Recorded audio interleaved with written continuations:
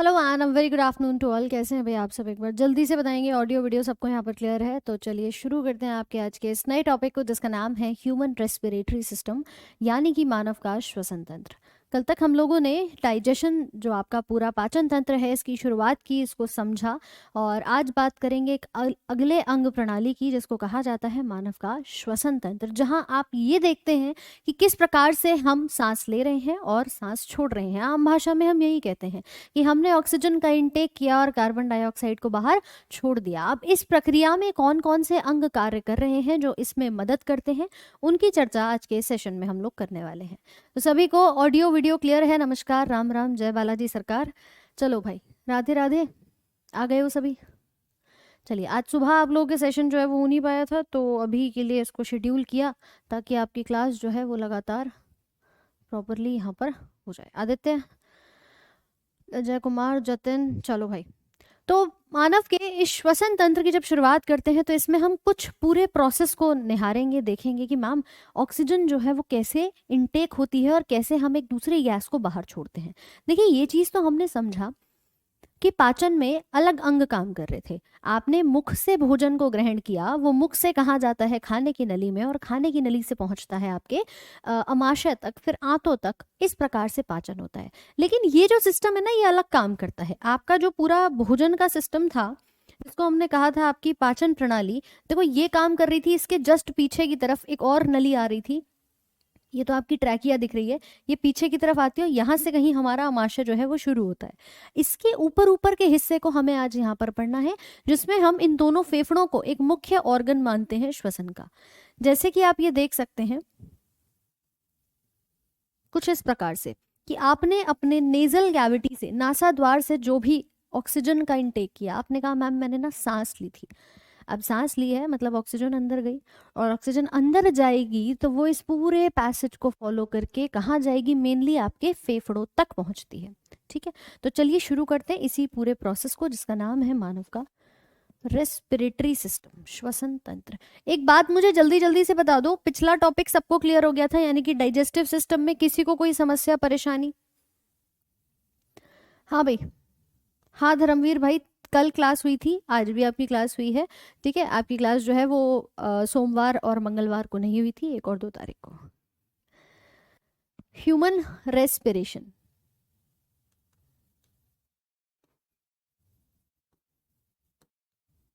यानी कि मानव का श्वसन तंत्र। अब इस श्वसन तंत्र में एक प्रक्रिया तो मैंने सिंपल भाषा में बोली, सांस लेना और सांस छोड़ना। इसको हम क्या नाम देते हैं? ब्रीदिंग। हम कहते हैं ना, हम सांस ले रहे हैं और छोड़ रहे हैं, इस प्रक्रिया को ब्रीदिंग कहा जाता है, जिसे हम अपना पूरा श्वसन का भाग कहते हैं। आपने ऑक्सीजन का इनटेक किया और कार्बन डाइऑक्साइड को छोड़ दिया, इसका इन और इसका आउट। सिर्फ इतना एक फिजिकल भौतिक क्रिया जिसे हम कहते हैं, यह आपका इस ब्रीदिंग के डेफिनेशन इस वर्ड के अंदर आता है। हमने कहा श्वसन क्या है? ठीक है, श्वसन क्या है? तो वो हमारा ब्रीदिंग वाला एक अलग फॉर्म होता है। ये एक भौतिक क्रिया है जहां हम सांस लेते हैं और सांस छोड़ते हैं। इसको हम कहते हैं it is a physical process. अभी लिख लेना, डेफिनेशन पूरी इसकी लिखवा देंगे, पहले समझ लेते हैं कैसी है एक भौतिक क्रिया कही जाती है। अच्छा, ये तो पूरा एक फिजिकल प्रोसेस है, लेकिन मैं कहूँ कि तुमने जो सांस ली है वो अंदर जाएगी और जा करके आपके कार्बन डाइऑक्साइड को बनाएगी, H2O को बनाएगी, पानी को बनाएगी, और साथ में कुछ ऊर्जा बनाएगी। उस पूरी प्रक्रिया को, जहाँ रासायनिक भोजन का ऑक्सीडेशन होता है, उसको हम श्वसन कहते हैं, या मैं हिंदी में बात करूंगी उसको रेस्पिरेशन का पूरा प्रोसेस जो है वो कहा जाता है। कि आपने कहा आपके शरीर के अंदर क्या होता है? आपकी पूरा डाइजेशन जो है वो यहाँ। अच्छा, क्या हो गया भाई राज पांडे?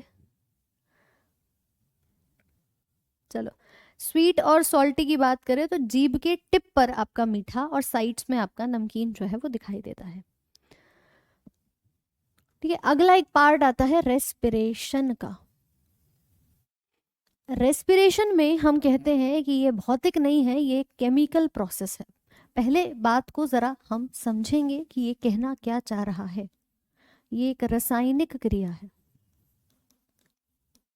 ठीक है भाई, अब रासायनिक क्रिया में होगा क्या? आपने कहा मैम मैंने सांस ली, ऑक्सीजन अंदर आया। ऑक्सीजन अंदर आया तो साथ में जो C6H12O6 हमारे पास ग्लूकोज था, भोजन जिसे मैं कहूंगी, ग्लूकोज कहूंगी, इसका ऑक्सीकरण होता है और इसके ऑक्सीकरण से कार्बन डाइऑक्साइड बनती है, H2O बनती है और साथ में बनता है कुछ एनर्जी के ATP मॉलिक्यूल्स। इस पूरी क्रिया को हम कहते हैं एक रासायनिक क्रिया, जिसको रेस्पिरेशन का भाग यहाँ पर कहा जाता है। तो ब्रीदिंग अलग है, सिर्फ सांस लेना और छोड़ना एक अलग क्रिया है, और उस सांस में जो भी तुमने ऑक्सीजन ली है, इससे आपके भोजन का ऑक्सीकरण होना, तब जाकर के कुछ नया बनना, ये आपका अलग प्रोसेस कहा जाता है। क्या ये बात क्लियर है? क्या ये बात सबको क्लियर हो रही है? जल्दी से बताओ।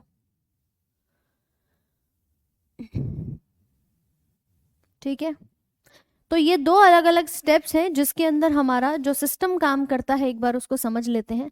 सबसे पहले हम ये बात करेंगे कि हमने जो भी, मतलब ये मान लो सांस ली है, ठीक है, वो आपकी इस नेजल कैविटी से अंदर की तरफ आती है, यहाँ बीच में बैठा होता है एक एडम्स एप्पल, स्वर यंत्र कहा जाता है, और फिर आती है आपकी ट्रैकिया वाला भाग।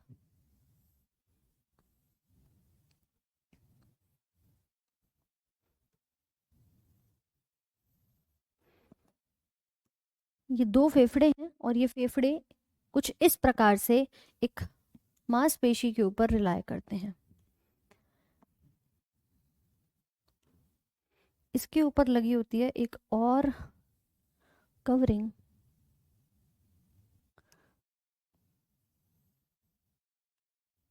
कुछ इस प्रकार से। ये झिल्ली है जो इसको प्रोटेक्ट कर रही है, जिसको हम नाम देते हैं प्लीवरा का। तो अगर आपसे पूछा जाए कि आपने जो सांस ली है उसका पैसेज क्या है, उसका रास्ता क्या है, तो भाई देखो, सबसे पहले आते हैं आपके नेजल कैविटी वाले, जिसे हम नासा द्वार का नाम देते हैं।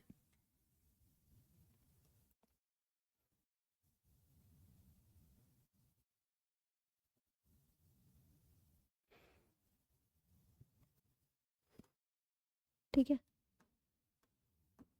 नॉस्ट्रल से, यानी कि नासा द्वार, ये डायग्राम जो बनाना चाहता है वो बना सकता है। ये पूरी बक्कल कैविटी जो हमने कही थी वो मौखिक आपकी गुहा थी, और उसके ऊपर आपके जो नेजल कैविटी है वो उपस्थित होती है। फिर वहां से आएंगे नीचे की तरफ, एक हिस्सा बताया था जिसे ग्रसनी कहते हैं, जो कि एक कॉमन भाग होता है जिसको फैरिंग्स कहा जाता है, जहाँ ऑक्सीजन भी आती है और आपका भोजन जो है वो भी यहाँ पर आ रहा होता है।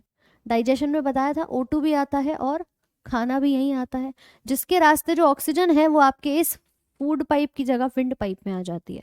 अभी जो स्क्वायर था आप डायग्राम एक देख रहे हैं यहाँ पर, इसको कहा जाता है लैरिंग्स, यानी कि स्वर यंत्र। इस स्वर यंत्र को वॉइस बॉक्स का नाम भी देते हैं। यहाँ से आपकी जो आवाज़ है वो बननी शुरू होती है, और फिर नीचे की तरफ आपका ये ट्रैकिया नाम की विंड पाइप आ जाती है।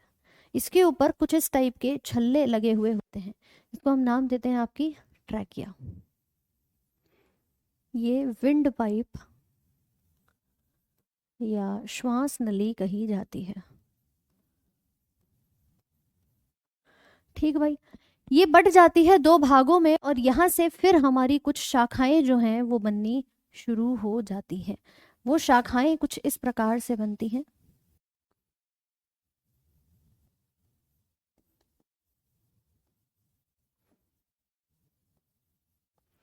ये जो आप देख पा रहे हैं, ये पूरा एक नेटवर्क बनता है। भाई देखो, क्लास अभी 3 बजे से स्टार्ट हुई है, ठीक है कार्तिक, क्लास अभी 3 बजे से शुरू हुई है आपकी, सुबह नहीं हो पाई थी, तो अभी आपका जो सेशन है वो उसको रखा गया है। ठीक है, अब हमने अभी शुरू किया है, इसको समझ लेते हैं कि जो हमारा रेस्पिरेटरी सिस्टम है, जो श्वसन मार्ग है, वो कैसे काम करता है, कहाँ से कहाँ तक दिखाई देता है। आपने कहा मैम मैंने नासा द्वार नॉस्ट्रल से सांस ली तो वो आपके फैरिंग से होते हुए लैरिंग्स में आई, और लैरिंग से होते हुए ट्रैकिया में आई। इस ट्रैकिया में आने के बाद ये इन दोनों रास्तों में बट गई, और बटने के बाद कहाँ जाती है, इस दोनों फेफड़ों के अंदर चली जाती है। इसी लैरिंग्स को हम नाम देते हैं एडम्स एप्पल। स्वर यंत्र, वॉइस बॉक्स, आदम का सेब, इसी को कहा जाता है। ठीक है, आदम का सेब। इसके बाद आता है ट्रैकिया, जिसको हमने श्वास नली कहा। अब ये जो ट्रैकिया आपकी बट रही है ना, इसमें जो शाखाएं बनती हैं, इन शाखाओं को हम नाम देते हैं, सबसे पहले इससे अगर हम पहली ब्रांचिंग की बात करें तो इसको कहते हैं ब्रोंकाई। ठीक है, इसे कहते हैं आपकी श्वास नलिकाएं। और उसके बाद जो एक ब्रोंकाई से दूसरी एक और ब्रोंकाई निकलती है वो कहलाती है आपकी प्राइमरी ब्रोंकाई, और फिर आती है सेकेंडरी ब्रोंकाई। ठीक है, एक प्राथमिक वाली आती है,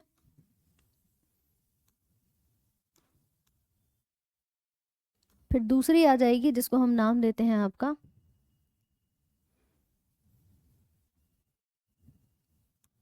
से बना लेते हैं इसको, ये हो गई तुम्हारी प्राइमरी ब्रोंकाई यानी कि प्राथमिक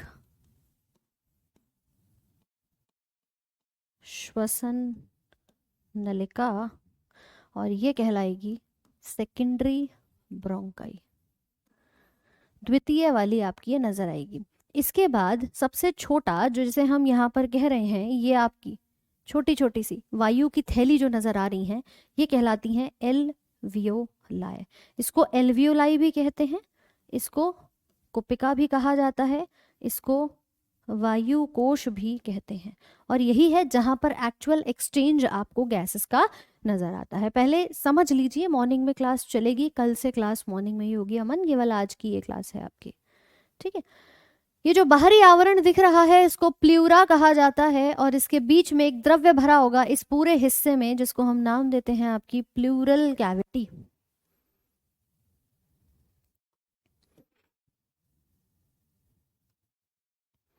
देखो भाई, इसको भी तुम्हारा बना देते हैं।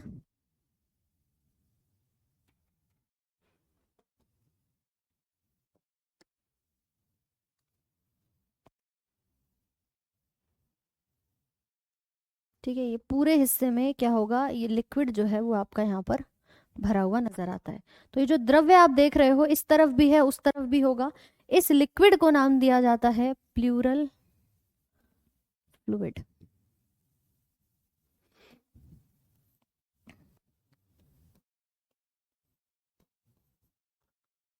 या फिर हम इसे फुसफुस के नाम से जानते हैं। ये एक आपका फेफड़ा है, लंग है, जिसे हम कहते हैं आपका लेफ्ट लंग है, और ये आपका राइट लंग दिखाई देता है। लंग या फेफड़े या फुसफुस नाम इन्हें दिया जाता है। कोई समस्या यहाँ तक किसी को लग रही हो तो मुझे एक बार फटाफट से बताएं। ये आपका पूरा का पूरा लंग्स का स्ट्रक्चर नज़र आता है। रोज़ क्लास सुबह 7 बजे होती है, और आज सिर्फ आपकी क्लास जो है सुबह नहीं हो पाई थी तो हमने दोपहर 3 बजे क्लास रख दी है। अदरवाइज डेली क्लास कल भी जो होगी वो सुबह 7 बजे ही होगी। स्पष्ट है क्या सभी को? ये स्लाइड नंबर पहला ही है भाई, है ना। इससे पहले हमने सिर्फ एक डिफरेंस यहाँ पर करा था तो इसको पहला मान सकते हो, लेकिन इसको मैं अभी आगे आपको लिखवाऊंगी। तो ये हमारी पहली मेन स्लाइड है, इसके बाद हम लिखेंगे इसके डिफरेंस को। तो जो बनाना चाहते हैं इस डायग्राम को फटाफट से बना लो, बहुत इंपॉर्टेंट है। आपसे पूछा जाता है कि कहाँ से लेकर कहाँ तक आपका ये जो फ्लो है एयर के एक्सचेंज का वो नज़र आ रहा है। ये नीचे आपको एक मांसपेशी सी बनी हुई नज़र आ रही है, ये वाला हिस्सा है ना, इसको नाम देते हैं डायफ्राम। इसको नाम दिया जाता है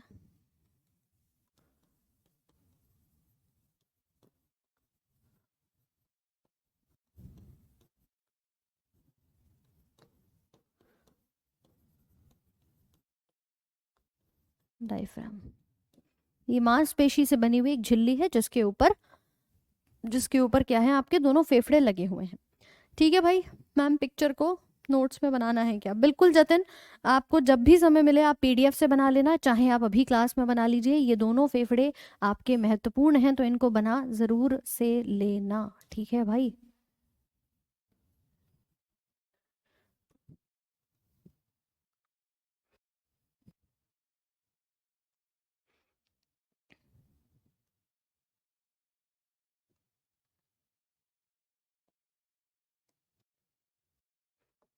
ये कुछ इस प्रकार के आपको नजर आएंगे।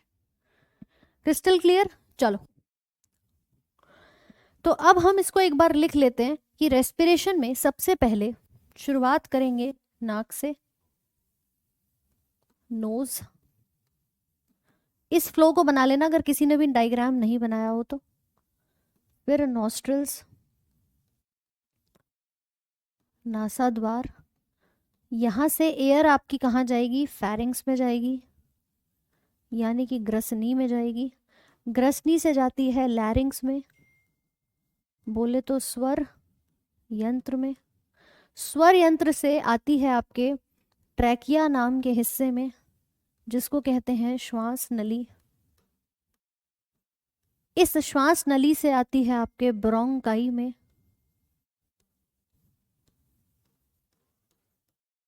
श्वसन नलिका जिसे कहते हैं।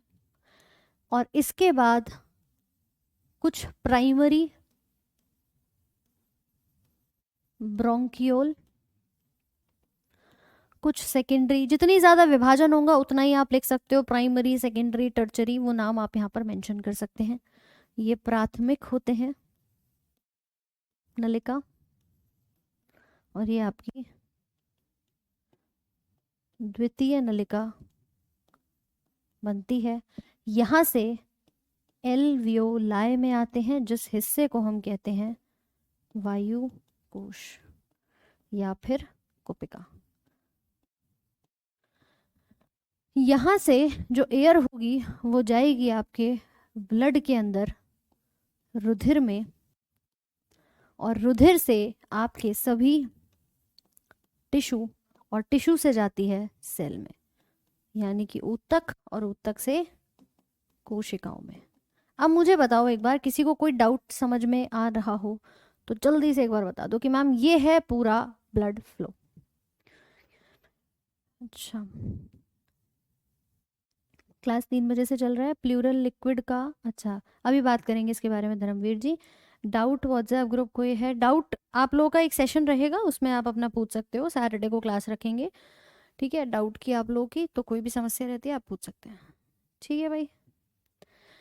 तो आपने कहा कि मैम मैंने ली है सांस, अब सांस ली यानी कि एयर ली, एयर कैसे जाएगी? इस पूरे रास्ते को फॉलो करते हुए आपके इन छोटे छोटे कोशिकाओं तक पहुंच जाती है। तो अगर कोई पूछे कि एयर कहाँ से कहाँ तक जा रही है बाहर से, तो यहाँ आ रही है। और अल्टीमेटली यहाँ पर इस सेल के अंदर क्या होता है, यहाँ पर आपके भोजन में, भाई यहीं पे हमारा जो ग्लूकोज है वो पहुंचता है। हमने खाना खाया था, उसको पचाया था, कहाँ पचाया था, उसको हम लेके गए थे हमारे सेल तक। यहाँ पर जो भी ग्लूकोज होगा ना, वो ग्लूकोज जैसे ही ऑक्सीजन यहाँ तक आएगी, ग्लूकोज के साथ मिलेगी, तब उसका होगा ऑक्सीकरण और वो बना देगी कार्बन डाइऑक्साइड। तो जो CO2 यहाँ पर बनेगा वो वापस से इसी रास्ते को फॉलो करता हुआ कहाँ चला जाएगा, बाहर चला जाएगा। तो इस प्रकार से आपका आदान प्रदान गैसेस का दिखाई देता है। आपसे पूछे कि ये मेन हिस्सा है जहां पर ब्लड में एंटर कर रहा है आपका एयर या आपकी ऑक्सीजन। क्लियर हो रही है सबको ये बात कि नहीं भाई? जल्दी जल्दी से आप मुझे एक बार फटाफट से बता दो। ये पूरा फ्लो है आपका जो कि ऑक्सीजन का गैस के ट्रांसपोर्ट का नजर आता है। इन सभी को हम नाम देते हैं रेस्पिरेटरी ऑर्गन्स।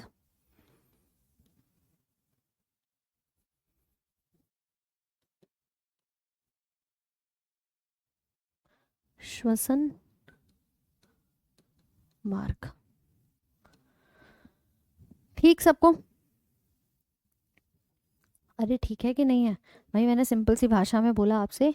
इधर देखो, ये जो सांस ली है नाक से गई, कहाँ गई? आपके इस फेरिंग्स वाले हिस्से में, फिर कहाँ आई? आपके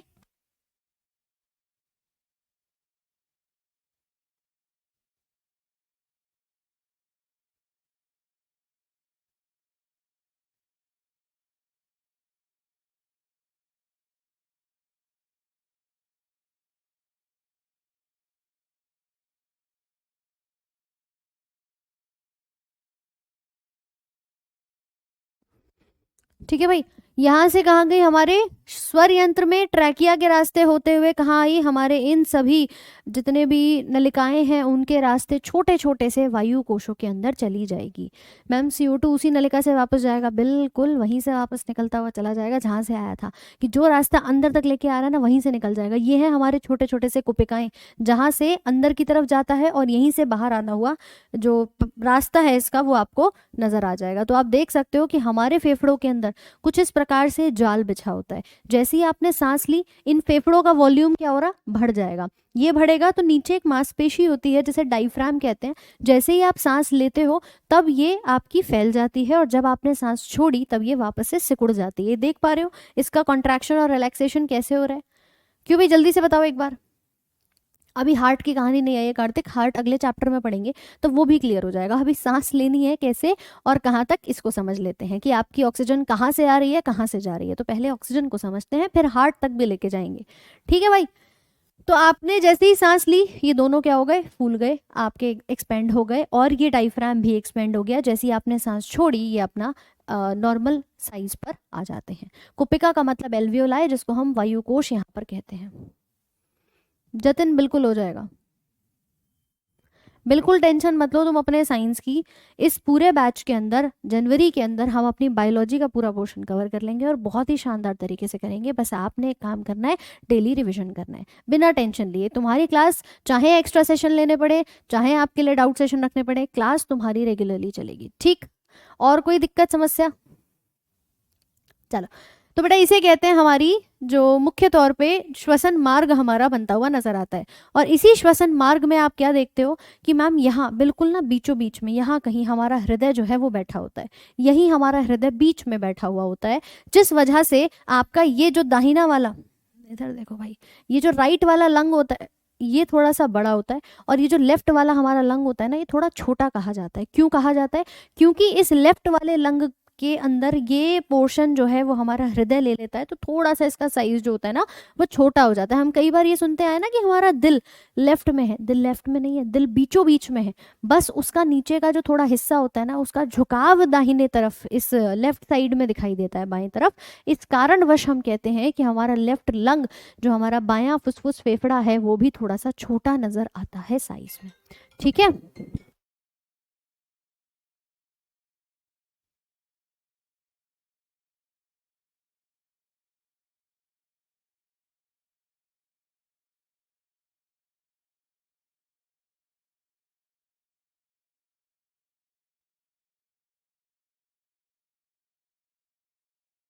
क्लियर है भाई?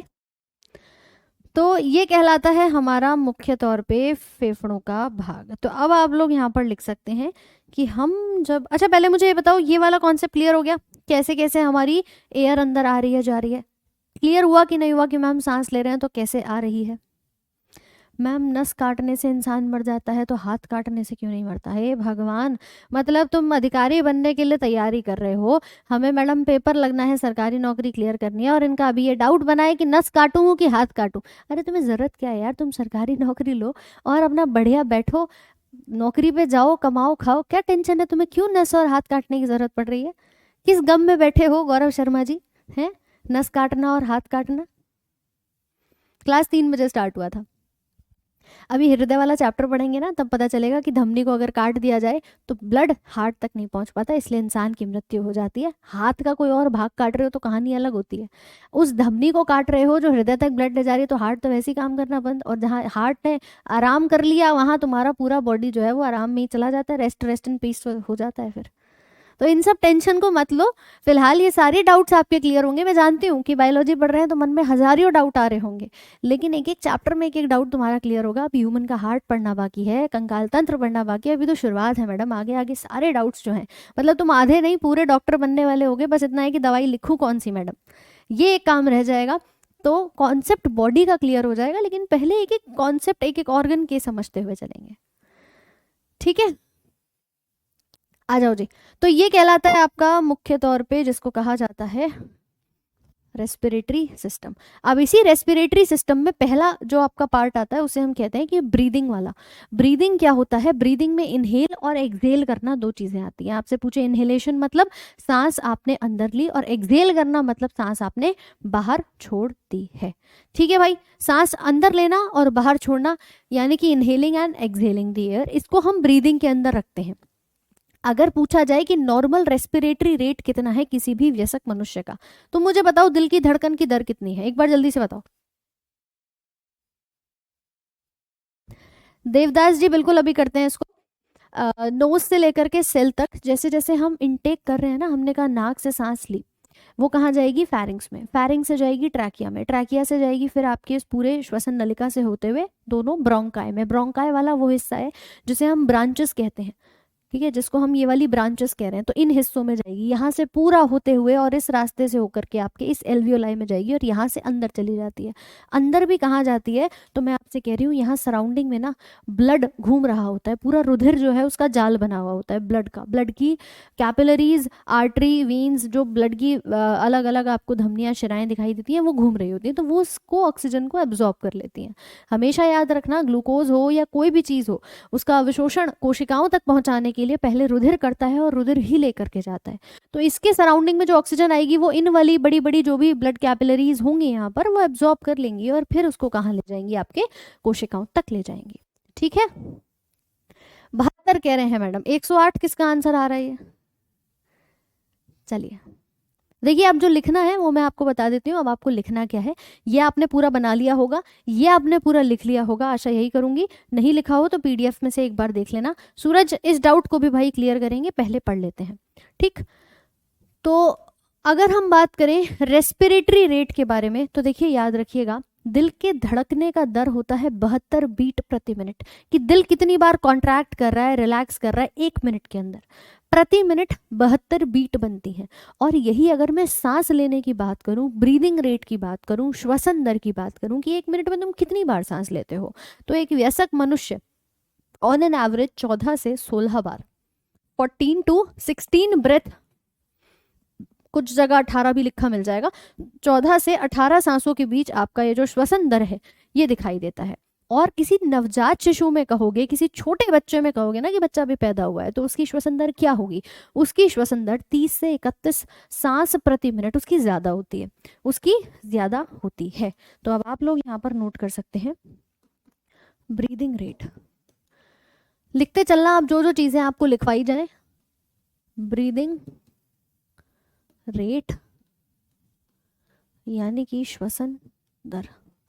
नंबर पहला किसी एडल्ट की पूछेगा तो आप बताएंगे, यानी कि किसी वयस्क मनुष्य की पूछेगा तो 14 से 18 ब्रेथ पर मिनट। ठीक है, 14 to 18 श्वास प्रति मिनट। और यही चीज़ अगर आपसे किसी बच्चे में पूछे, वो भी नवजात के अंदर, न्यू बॉर्न में, तो वहाँ बताइएगा अराउंड 32 ब्रेथ पर मिनट। ठीक है, 32 सांसें प्रति मिनट आपको नज़र आती हैं। तो ये कहलाता है हमारा श्वसन दर, कि कितनी बार आप सांस यहाँ पर ले रहे हैं। ठीक है, आपके इस चैप्टर की आज ये पहली क्लास है। बिल्कुल कमल नयन उपाध्याय जी, हार्ट बीट का साउंड लबडब होता है। हार्ट से संबंधित चीज़ें अगले चैप्टर में पढ़ेंगे, जहाँ ब्लड भी आएगा, ब्लड से संबंधित हृदय, हृदय की धड़कन, धड़कन की आवाज़, सब कुछ आएगी। सेल के बाद सेल डिवीजन सूरज इसलिए नहीं पढ़ाया क्योंकि सेल डिवीजन आपके डीएनए वाले टॉपिक के साथ पढ़ाया जाएगा, जब हम जेनेटिक्स पढ़ेंगे तब इसको कवर करेंगे। और बताओ, ये पहली क्लास है रेस्पिरेशन की, उससे पहले जितनी भी क्लासेस हो चुकी हैं वो आप लोग एक बार प्लेलिस्ट में देख सकते हो, वो पूरी प्लेलिस्ट आपकी ऑलरेडी अपलोडेड है, जो क्लासेस अब तक हो चुकी हैं।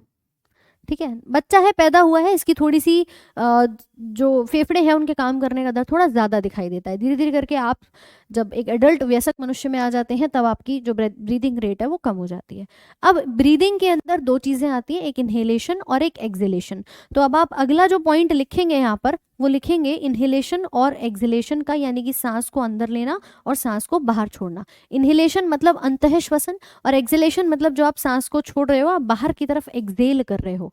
तो इसमें आप लिख सकते हैं वक्ष गुहा के आयतन में वृद्धि भी हो जाती है जब आपके वॉल्यूम जो है वो बढ़ जाते हैं, आप सांस को अंदर ले रहे हैं, वायु को भीतर की ओर खींचना। और एक्सहेलेशन मतलब होता है वक्ष गुहा के आयतन में कमी, जिसमें आप क्या कर रहे हैं, अपनी वायु को बाहर की ओर छोड़ रहे हैं। तो लिख सकते हैं इसमें वायु को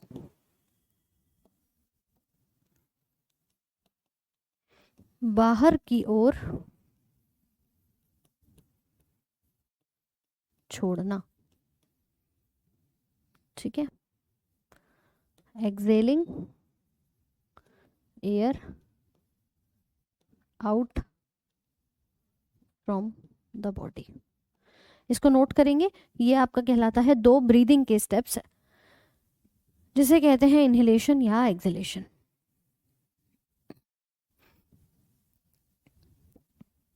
रौनक सेल ऑर्गेनेल के बाद आप इस टॉपिक को स्टार्ट कर सकते हो। मीनवाइल आप अपने डाइजेशन को धीरे धीरे करके बैकलॉग को कवर कर लेना। जिन भी स्टूडेंट्स ने कल बैच लिया है, जो आज पहली क्लास कर रहे हैं या जिनकी कल पहली क्लास थी, आप सभी को ये कहूँगी, ये क्लास आपकी डेली सुबह 7 बजे चलेगी। जो आज आप लोग 3 बजे देख रहे हो, ये सिर्फ आज के लिए था।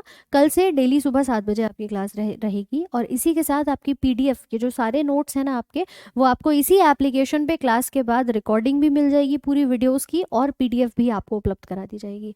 तो आप सभी अपने क्लास के बाद उस नोट्स को ले सकते हैं। थोरैसिक कैविटी यानी कि ये पूरा जो वक्ष गुहा वाला क्षेत्र होता है जहाँ आपके फेफड़े आते हैं, उसको हम थोरैसिक कैविटी का नाम देते हैं।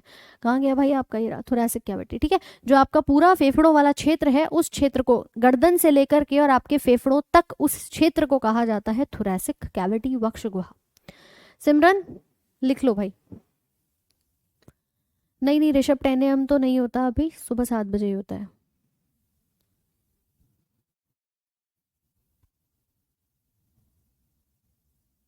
चलिए सूरज भाई, आपकी क्लासेस सीरियल वाइज अरेंज हैं, जैसे जैसे होती जा रही हैं उस हिसाब से आपकी क्लासेस जो हैं वो लाइंड अप हैं। और किसी का कोई डाउट? भाई लिख लिया इसको सभी ने? जल्दी से बताओ एक बार। नोट ज़रूर बना लेना साथ में, ये मत सोचना कि बिना नोट्स बनाए तुम काम कर सकते हो, नहीं हो सकता। नोट्स ज़रूर से बनाने हैं, ठीक है। तो बेटा 2 स्टेप्स हैं, इनहेलेशन और एक्सहेलेशन। ये किसके हैं? ये हमने देखा ब्रीदिंग के स्टेजेस दिखाई देते हैं। अब ब्रीदिंग तो एक तरफ हमने अभी पढ़ा था कि एक भौतिक क्रिया होती है, एक फिजिकल प्रोसेस होता है जहाँ सिर्फ तुम सांस ले रहे हो और सांस छोड़ रहे हो। लेकिन ये जो पूरी की पूरी ऑक्सीडेशन होता है, वो रासायनिक क्रिया रेस्पिरेशन के अंदर आता है। तो आई होप कि यहाँ तक सभी ने लिख लिया है। इसके बाद जो आप लिखेंगे वो अगला स्टेज आता है आपका रेस्पिरेशन का, ठीक है। तो ये की डिफरेंस हमें नोट करना है कि ब्रीदिंग क्या है। Breathing is a physical process. श्वास जो है वो जीव और पर्यावरण के बीच में श्वसन गैसीय विनिमय की शारीरिक प्रक्रिया एक दिखाई देती है। और श्वसन में भोजन का अगर ऑक्सीकरण हो रहा है और श्वसन गैसीय विनिमय के साथ ऊर्जा का भी फॉर्मेशन निर्माण करा रहा है, तो उसको हम कहते हैं respiration. Involves the oxidation of food and the release of energy along with your respiratory gaseous exchange. Gas का एक्सचेंज भी होगा और इसी के साथ आपका जो ऑक्सीडेशन है फूड का वो आपको नजर आएगा। एक रिएक्शन जो हम हमेशा से पढ़ते आए हैं। बेटा ये जो लिखवा रहे हैं ये पूरा का पूरा आपको लिखना है। देखो हमेशा से हम पढ़ते आए हैं ना कि जब खाना बनता है प्लांट्स के अंदर, तो क्या होता है भाई, प्लांट्स के पास हम ये सुनते आए हैं कि मैम ग्लूकोज जो है, इधर देखेंगे ज़रा,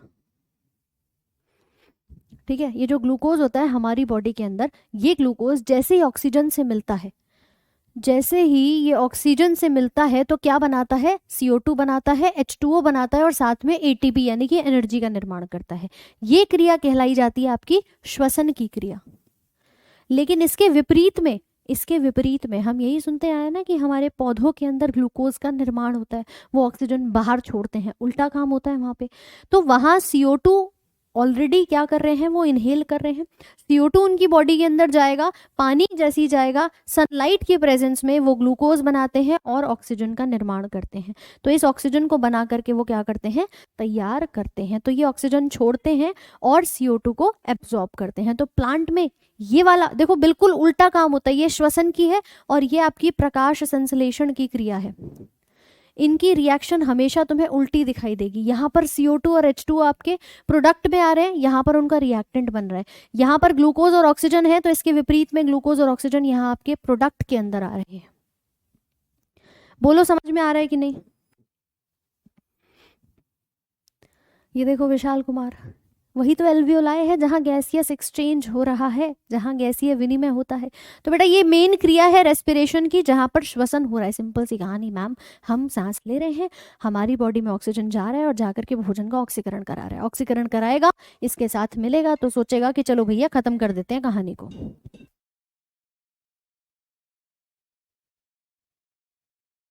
क्लियर है? तो ये आपकी एक रिएक्शन है जो आप जल्दी से नोट डाउन कर लेंगे और इसको लिख लेंगे अब एक बार। एक ब्रीदिंग और एक रेस्पिरेशन के डिफरेंस को ये आप लोगों से पूछा जाता है कि ब्रीदिंग में भौतिक है, शारीरिक क्रिया है, और ये एक रासायनिक क्रिया नजर आती है जिसको रेस्पिरेशन कहते हैं, जहां पर आपका क्या हो रहा है, भोजन का ऑक्सीकरण हो रहा है, ऑक्सीडेशन हो रहा है। इसी के साथ चाहो तो ये रिएक्शन को यहाँ पर नोट कर लेना।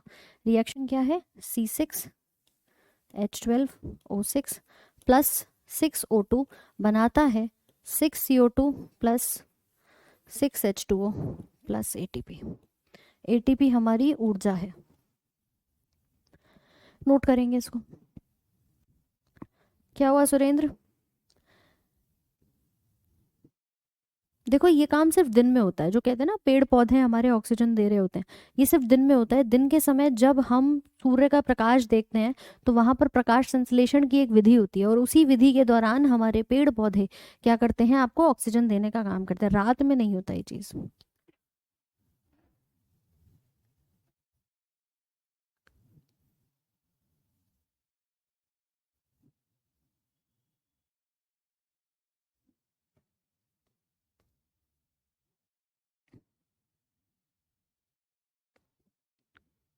ठीक है,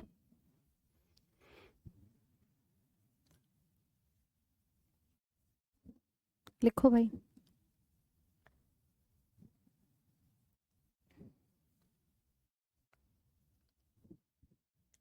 एक बात हमेशा याद रखना, तुम बिहार एसएससी का पेपर दे रहे हो, तुम सीजीएल का पेपर दे रहे हो, ठीक है, मैंने कहा चलो तुम एमटीएस का पेपर दे रहे हो, तुम जीडी दे रहे हो। जब आपसे ये कहा जाए आप सांस ले रहे हैं, तो क्या ऐसा होगा कि जीडी वाला पेपर कहेगा नहीं नहीं सांस पेट से लेना शुरू कर दो, या एमटीएस वाला कहेगा नहीं नहीं सांस को किडनी से लेना शुरू कर दो? या आप बिहार एसएससी दे रहे हो तो बिहार में कहा जाएगा कि नहीं नहीं भैया सांस तो फेफड़ों से ही ली जाएगी और किसी ऑर्गन से तो ली ही नहीं जाएगी? भाई थ्योरी सेम रहेगी या नहीं रहेगी, मुझे बताओ। और जब हम साइंस के स्पेशल कवरेज की बात करते हैं जो आपको हर एग्जाम में मदद करे, वहां पर हम थ्योरी पर ऐसे फोकस करते हैं, ऐसे कमांड बनाते हैं कि सिर्फ एक या दो एग्जाम नहीं, आपके आने वाले हर एक एग्जाम आपके क्लियर हो जाए, चाहे वो सीजीएल हो, रेलवेज हो, कोई स्टेट एग्जाम हो, कोई भी आपका अन्य यूपी पुलिस या अन्य बिहार का एग्जाम हो। तो आप हमेशा जब भी ये कहें ना कि मैम कितना पढ़ना काफ़ी है, क्या पढ़ें, क्या ये सब सीजीएल में भी मदद करेगा, बिहार में भी मदद करेगा? बेटा ये सब में मदद करेगा, इसीलिए तुम्हें वो कंटेंट दिया जा रहा है जो कि आने वाले आपके हर एग्जाम के अंदर आपके क्वेश्चंस की अप्रोच को और ज़्यादा बेहतर बना सकता है। ये नहीं कि अच्छा अच्छा केवल कुछ हल्का हल्का सा पढ़ के चले जाते हैं और सवाल चार करने पर हमारे निकल जाएगा। तो इसलिए परेशान मत हुआ करो। मैं इसलिए नहीं आपको पढ़ा रही कि सिर्फ तुम एक एग्जाम निकाल कर आओ, आपको पता है वैकेंसीज की क्या हालत है। नहीं, अगर किसी भी गलती से कहीं चूक रह गई तो मैम हम और भी एग्जाम देते हैं। कोई भी अभ्यर्थी ऐसा नहीं है, कोई भी साथी ऐसा नहीं होगा जिसने केवल एक एग्जाम अप्लाई किया हो। कोई हो तो मुझे बता दो, नहीं हो ना। इसीलिए जब भी जिस भी मंजिल को सोच करके तैयारी कर रहे हो, इस थ्योरी पे पकड़ बनाकर रखना, सवाल तुम्हारे निकल जाएंगे, ये मेरा वादा तुमसे है, ठीक है। बाकी डाउट रहते हैं आप डाउट सेशन में पूछ सकते हैं। राजेश जी बिल्कुल, तो इसे कहते हैं भाई डिफरेंस, इसे कहते हैं डिफरेंस जो कि हमारा ब्रीदिंग और रेस्पिरेशन में दिखाई देता है। अब यही रेस्पिरेशन जो है वो हम दो भागों में पढ़ते हैं। चलो, यही रेस्पिरेशन जो है वो हम दो भागों में पढ़ते हैं। कैसे? एक होता है इंटरनल रेस्पिरेशन,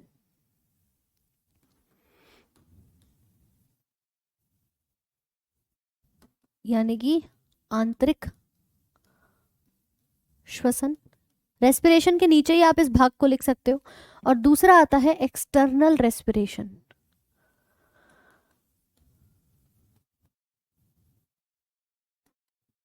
यानी कि बाहरी श्वसन। अब आपके हिसाब से इन दोनों में क्या अंतर होना चाहिए, मुझे सोच के बताओ। आंतरिक और बाहरी में मैम क्या अंतर है? देखो एक छोटी सी कहानी सुनना। मैं आपसे अगर ये कहूँ तुमने एयर कहाँ से ली है? पर्यावरण से ली है। सांस ली तुमने एटमॉस्फेयर से, ठीक है, आपके वातावरण से। ठीक है मैडम, हमने सांस ले ली। अब ये एयर बॉडी में अंदर जाएगी नाक के द्वारा, और नाक से इसका एल्वियोलाय तक जाना। कहाँ तक जाना? एल्वियोलाय तक, कुपिकाओं तक जाना, जहां से अल्टीमेटली ये किसके साथ एक्सचेंज हो जाएगी? देखो ऊपर से ऑक्सीजन आ रही है तो मैम इसको क्रॉस करेगी ऑक्सीजन, और कहाँ चली जाएगी? इसके सराउंडिंग में ये ऐसे रक्त की कुछ कैपिलरीज बह रही हैं, तो हमने ये जो भी सांस ली है ना, ये सीधे सीधे इस ब्लड के अंदर चली जाएगी, और यहाँ से इसी ब्लड से जो भी कार्बन डाइऑक्साइड होगी ना, वो आपकी बाहर की तरफ जाने के लिए तैयार हो जाएगी कि चलो अब मैं एक्सेल हो जाता हूँ, बाहर निकल जाता हूँ। समझे बात को? तो ये एयर जो आपकी कहाँ से कहाँ तक आ रही है, वातावरण से एल्वियोलाई तक आ रही है, यानी कि आपकी जो कुपिका है वहां तक आ रही है, इस हिस्से तक आ रही है। इसको कहते हैं बाहरी श्वसन, क्योंकि बाहर से आ रही है। लेकिन कुपिका जैसे ही यहाँ से कहाँ पहुंचाती है, आपके सेल तक पहुंचाती है। भाई कुपिका से भी तो अंदर जाएगा, अब इस ब्लड में आया तो ब्लड से टिश्यू, टिश्यू से सेल में जाएगा, उसको कहते हैं आंतरिक श्वसन, जहां आपकी ऑक्सीजन कहाँ पहुंच रही है, अंदर की तरफ पहुंच रही है। ठीक है, तो ये तो हो गया आपका बाहर से लेकर के, मतलब एयर से लेकर एल्वियोलाई तक पहुंच जाना। और इंटरनल में कहाँ आएगा, जब आपके ब्लड से कहाँ तक जा रही है चीजें, आपके सेल तक पहुंच रही है, यानी कि रुधिर से कोशिका तक जो श्वसन होगा उसे हम कहते हैं इंटरनल रेस्पिरेशन। कहानी समझे कि नहीं समझे, मुझे एक बार जल्दी जल्दी से बताओ। हाँ भाई, कहानी समझे कि नहीं समझे? तो अगर कोई पूछे इंटरनल रेस्पिरेशन, आंतरिक श्वसन, जो कि ब्लड से कहाँ तक होता है, सेल तक। ऑक्सीजन का ट्रांसपोर्ट रुधिर से कहाँ हो रहा है, सेल तक हो रहा है। और अगर हम बात करें एयर से लेकर एल्वियोलाई तक हो रहा है, तो वो आपका वातावरण से आ रहा है, बाहर से आ रहा है, तो बाहरी श्वसन है। अब अंदर पहुंचने के बाद जब इसका ट्रांसपोर्ट होगा सेल तक, उसको आंतरिक श्वसन कहा जाता है। Ma'am please use green board. अच्छा, यहाँ ब्लैक पे चीजें क्लियर नहीं हो रही क्या? क्यों भाई? चलो, हम कल क्लास कब से चलेगा? रौनक सुबह 7 बजे। रौनक भाई सुबह 7 बजे, ठीक है। कोई डाउट किसी के मन में यहाँ तक? अब मुझे एक चीज बताओ, कितने लोग जिम करते हैं?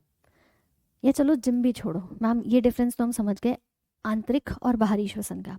अब आप हमें एक चीज़ और बताओ कि एक बहुत छोटा सा एग्जाम्पल, घर पे किसी दिन तुम्हें बहुत ज़्यादा काम करने को बोल दिया जाए, मैं कहूँ कि चलो आज दिन में तुम्हें पूरे घर की सफाई करनी है।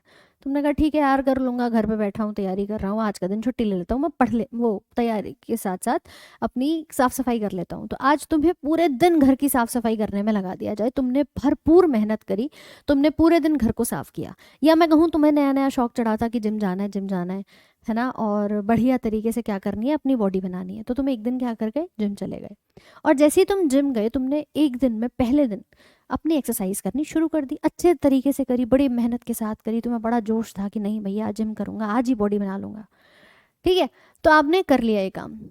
अब एक दिन तो हो गया, घर का भी साफ सफाई कर ली, या तुम जिम चले गए, जिम में मेहनत कर ली, तुमने एक दिन भरपूर मेहनत करी। अब जब तुमने मेहनत करी है, उसके बाद रात को आके तुम्हें बढ़िया तरीके से नींद आएगी, तुम सो जाओगे।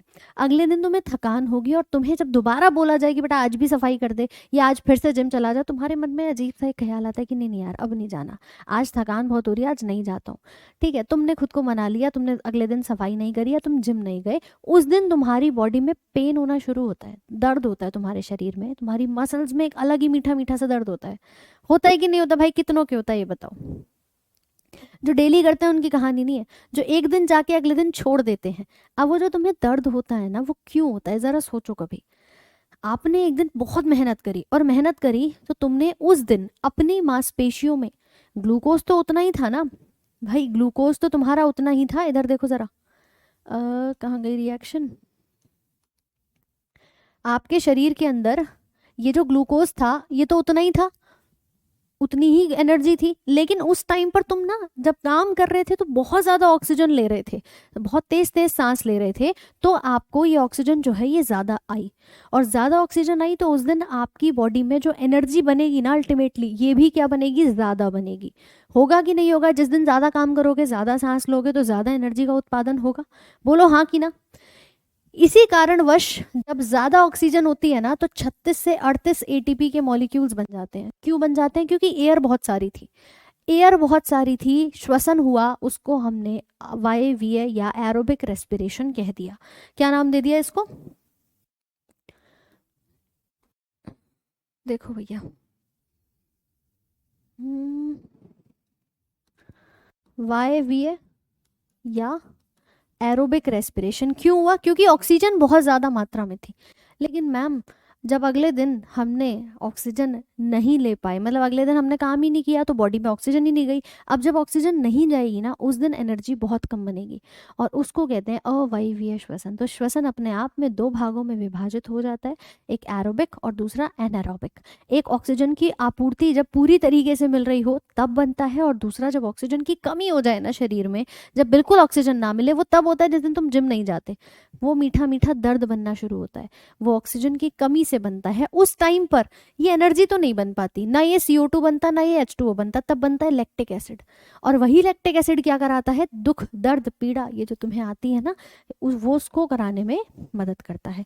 तो आप लिख सकते हैं कि एक होता है आपका एरोबिक रेस्पिरेशन, जिसको किसकी आवश्यकता होती है, ऑक्सीजन की आवश्यकता होती है, जहां पर ऑक्सीजन की आपूर्ति आपको क्या होगी, भरपूर मात्रा में देखने को मिल जाएगी। Most of the plant and animal ये करते हैं एरोबिक रेस्पिरेशन के द्वारा श्वसन। इसकी रिएक्शन सेम होगी कि हमारे पास ग्लूकोज था C6H12O6 प्लस हमने ऑक्सीजन ली भरपूर मात्रा में, और हमने क्या बनाया, कार्बन डाइऑक्साइड बनाया, पानी बनाया, और साथ में एनर्जी कितनी बनाई ये याद रखना, अप्रोक्सीमेटली 36 से 38 ATP के मॉलिक्यूल्स बन के तैयार हो जाते हैं। ये बन गई हमारी एनर्जी, यानी कि ऊर्जा। बोलो कहानी समझे कि नहीं समझे, जल्दी से बताओ फटाफट से।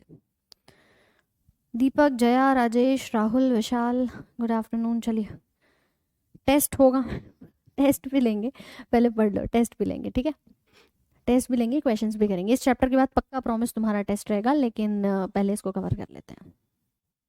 और कल हम पढ़ेंगे ब्लड, कल चैप्टर जो पढ़ेंगे उसमें ब्लड और ब्लड के ब्लड ग्रुप्स जो हैं, रक्त समूह, उनको पढ़ेंगे। तो कल सुबह 7 बजे आपसे होगी मुलाकात। फिलहाल अभी ये पढ़ लो, ठीक है। तो ये कहलाता है वायवीय श्वसन, जहां पर आप ऑक्सीजन की आपूर्ति में क्या कर रहे हैं, श्वसन की क्रिया को देख रहे हैं। ऑक्सीजन भरपूर मात्रा में आपको क्या हो रही है भैया, मिल रही है। इसमें हम लिख सकते हैं कि ये जो एरोबिक रेस्पिरेशन होता है ना, ये ज़्यादा एफिशिएंट होता है, क्योंकि एनर्जी ज़्यादा बना रहा है, एनर्जी ज़्यादा बना रहा है। तो अवायवीय श्वसन की तुलना में ये अधिक कुशल है, और ग्लूकोज के एक अणु से कितना, अप्रोक्सीमेटली 38 ATP अणुओं का उत्पादन करता है। ये कहाँ नजर आएगा आपको, शरीर में, सेल के अंदर, माइटोकॉन्ड्रिया वाले हिस्से में। इसीलिए हम कहते हैं माइटोकॉन्ड्रिया को पावर हाउस, एनर्जी करेंसी। याद करो, सेल में पढ़ाया था, ठीक है।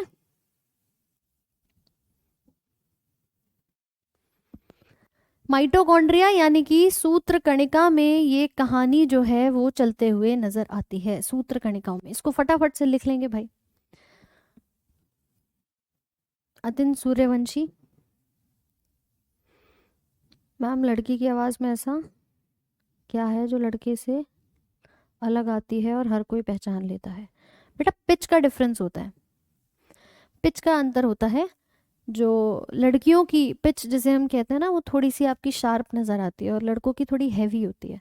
तो वहाँ अंतर आ जाता है, जिससे लड़कियों की आवाज़ और लड़कों की आवाज़ जो है वो अलग अलग हो जाती है। आपका स्वर यंत्र जो होता है, जैसे हम वॉइस बॉक्स कहते हैं, यहीं से हमारी आवाज़ जो है वो बनते हुए नज़र आती है। क्लियर है सबको? तो ये आपका एरोबिक रेस्पिरेशन है, जिसे हम वायवीय श्वसन कहते हैं। आप ऑक्सीजन की प्रेजेंस में इसको यहाँ पर देखते हैं, माइटोकॉन्ड्रिया में ये होता है। इसके अलावा जो दूसरी क्रिया हमने बताई उसको कहते हैं एनएरोबिक रेस्पिरेशन, यानी कि अवायवीय श्वसन, जहाँ पर क्या हो रहा है, आपका जो भी ग्लूकोज है वो टूट रहा है, ऑक्सीजन तो है नहीं, या तो ऑक्सीजन होगी ही नहीं, या फिर आपकी ऑक्सीजन जो है बहुत कम मात्रा में होगी। तो याद रखना, ये ग्लूकोज टूटेगा, इथेनॉल बना लेगा, CO2 बना लेगा, मतलब ये वाले प्रोडक्ट्स बना लेता है, या फिर आपका लैक्टिक एसिड बना लेता है, डायरेक्टली लैक्टिक एसिड बनाता है। और यही लैक्टिक एसिड क्या करता है, तुम्हारे मीठा मीठा दर्द करना शुरू कर देता है, जो तुम एक दिन क्रिया करते हो, काम करते हो, मेहनत करते हो, अगले दिन नहीं कर पाते, और आपके शरीर में ये जो दर्द है ये बनना शुरू हो जाता है। तब ये जो एनर्जी बनती है ना, ये मात्र 2 ATP के अणु बनते हैं, मात्र 2 ATP के अणु बनते हैं। तो आप एनारोबिक रेस्पिरेशन में पहले रिएक्शंस नोट कर लीजिए, उसके बाद आगे इसकी थ्योरी लिखते हैं। याद है, ठीक है। नहीं नहीं, डेली सुबह 7 बजे ही क्लास होगी, सिर्फ आज आपकी क्लास 3 बजे हुई है। क्लास के बारे में पता नहीं चलता है, नोटिफिकेशंस तुम लोगों ने ऑन नहीं कर रखे हैं, क्यों भाई? सो इसको कहते हैं अवायवीय श्वसन, जहां पर ऑक्सीजन की या तो कमी होगी या फिर ऑक्सीजन आपकी बहुत ही ज्यादा कम मात्रा में होती है। ठीक, दो प्रोडक्ट याद रखेंगे, एक इथेनॉल का और दूसरा आपका लैक्टिक एसिड का। यही है जो आपके पेन का कारण बनते हैं और कम ऑक्सीजन ये बनाते हुए नजर आते हैं। It takes place in the absence of oxygen. क्या हो रहा है, ऑक्सीजन की अनुपस्थिति में ये आपका नजर आता है। ये कहाँ होगा, तो लिख लेना, ये साइटोप्लाज्म में होता है। It occurs in the cytoplasm. यह कोशिका द्रव्य में होता है। अवायवीय श्वसन। अच्छा ठीक है ओजस्वा, लिखेंगे भाई फटाफट से। Anaerobic respiration.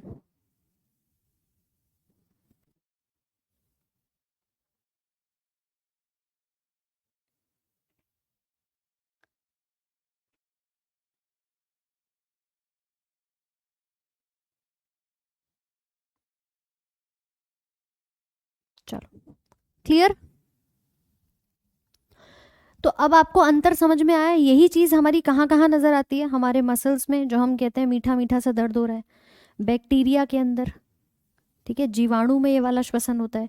ईस्ट की बात करें, खमीर की बात करें, तो ये अलग अलग आपके एग्जाम्पल्स हैं जहाँ पर आपको अवायवीय श्वसन जो है वो नज़र आता है। मांसपेशियों के अंदर भी यही होता है, जब हम कहते हैं कि एक दिन काम किया था और अगले दिन नहीं कर रहे हैं तो दर्द बनना शुरू हो रहा है। तो ये लैक्टिक एसिड है भैया। लैक्टिक एसिड खुद ही एक एग्जाम्पल है, ठीक है।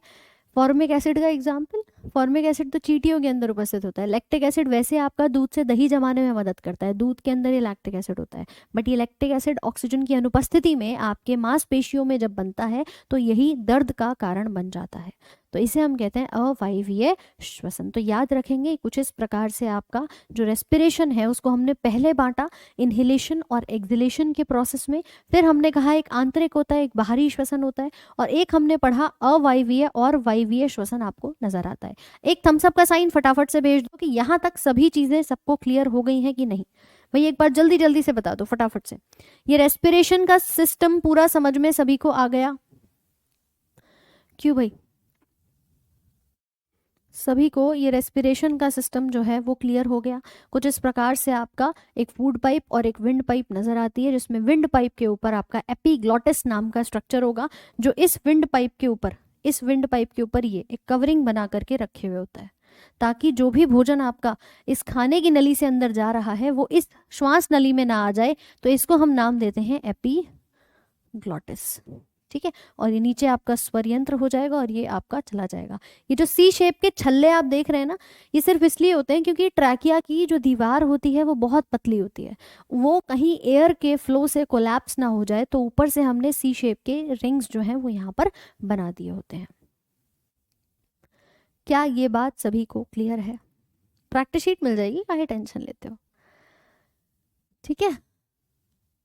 चलो तो चैप्टर तो आपका ये होता है डन। कल ब्लड पढ़ेंगे और इसी प्रकार से आप लोगों का रिवीजन कर लेना। ये पूरी पीडीएफ जो इसमें नोट्स भी हैं आप लोगों के, वो मैं अपलोड करवा दूंगी। कुछ रह गया हो तो उसको एक बार ज़रूर से देख लेना। रिएक्शन वाली स्लाइड जो कह रहे हैं, वो रिएक्शन वाली स्लाइड आपकी कुछ इस प्रकार से है, ठीक है भाई। चलिए प्रैक्टिस शीट आप लोगों को मिल जाएगी और रिवीजन ज़रूर से कर लेना। सभी नोट्स जो नहीं बना रहे हैं नोट्स बना लीजिए। आज आपकी जिनकी भी पहली क्लास है, आप अपने लगातार साथ में नोट्स बनाइए। मैं यही आपसे कहूँगी, आपका एग्ज़ाम नज़दीक है तो आप अपने नोट्स को साथ में बनाते चलिए और रिवीजन टाइम टू टाइम कर लेना, क्योंकि जहाँ जहाँ पर ये चीज़ें आपको प्रॉब्लम में डालेंगी ना, वहाँ यही सोचोगे कि काश हमारे पास अपने नोट्स होते। एग्ज़ाम से पहले कभी कोई पीडीएफ कोई क्लास नहीं खुल पाती है, खुलते हैं तो सिर्फ अपने नोट्स खुलते हैं और उन्हीं से रिवीजन होता है। तो मेक श्योर कि आप उस काम को ज़रूर से कर रहे हैं। अभी एक साथी हमारे बहुत देर से पूछ रहे थे मैम वाईटी और पेड कंटेंट में क्या फ़र्क है। तो देखो यार, वाईटी के अंदर जो होता है ना, वो आपके हर एक एग्ज़ाम को टारगेट करते हुए आपका रेगुलर सेशंस रहते हैं। लेकिन वहाँ पर जैसे हम पेड कंटेंट की बात करें तो यहाँ आपके लिए प्रैक्टिस शीट भी दी जाती हैं। आप लोगों को डाउट सेशन रहता है तो डाउट की भी क्लासेस आपकी ली जाएंगी। आपके लिए पर्टिकुलर एग्जाम को पैटर्न को देखते हुए आपकी जो क्वेश्चंस हैं उनको कराया जाता है और उसी हिसाब से आप लोगों की पूरी तैयारी कराई जाती है, जहाँ टाइम टू टाइम कि एक फिक्स टाइम है, आप लोग का एग्जाम है, उससे पहले इस समय सीमा के अंदर आपके सिलेबस को कवर कराना है। तो ये पेड कंटेंट की कहानी रही, और वाईटी के अंदर ऐसा कोई टाइम बाउंडेशन नहीं रहता, वहाँ आपके फ्री सेशंस जो हैं वो चल रहे हैं। बस एक ये छोटा सा फर्क होता है ना, वहाँ प्रैक्टिस शीट प्रॉपरली जा पाती है, बस वहाँ पर आपके यूट्यूब पर जो क्लासेस हैं, कोई इंपॉर्टेंट लेक्चर है वो आपको दिए जाते हैं। ठीक है।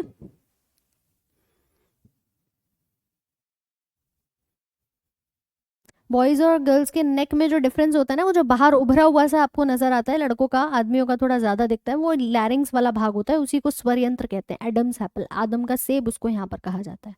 रेलवे के लिए जल्द ही लेकर आएंगे। ठीक है भाई, रेलवे के लिए जल्द ही बहुत सारी चीज़ें आप लोगों के लिए आने वाली हैं। बाकी कल सुबह 7 बजे ब्लड टॉपिक के साथ मुलाकात करते हैं। तब तक के लिए अपना ध्यान रखें, पीडीएफ से रिवीजन ज़रूर कर लेना, नोट्स बना लेना। Thank you so much. Ranjit Kumar बिल्कुल सीजीएल होगा भाई, काहे टेंशन लेते हो। चलो, नोट्स अगर बायो के बना रहे हो, डायग्राम्स नहीं बन पाते हैं ना, तो एक काम कर लेना कि डायग्राम्स के या तो फोटो प्रिंट आउट करा के चिपका लेना, वरना ट्राई करो यार, सिंपल से डायग्राम है।